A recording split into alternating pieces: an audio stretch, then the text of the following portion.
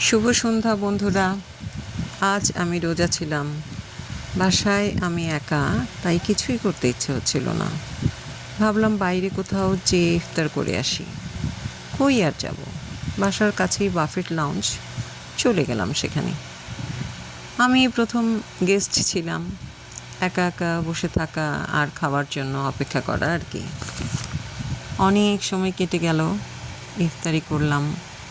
ইফতারির শেষে এতই ক্ষুধা লেগেছিল যে খাবারের ভিডিও করতেই ভুলে গিয়েছি।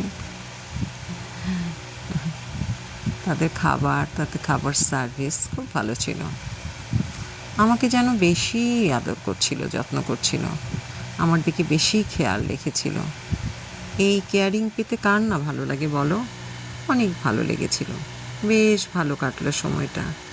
ধন্যবাদ বাফেট লাউঞ্জ, ধন্যবাদ তোমাদের সার্ভিস, ধন্যবাদ বন্ধুরা। অনেক ভালো থাকো। সামনে ঈদ, সবাইকে ঈদ মোবারক। আবার দেখা হবে কোনো এক ভিডিওতে। ততক্ষণ পর্যন্ত সবাইকে টাটা টাটা।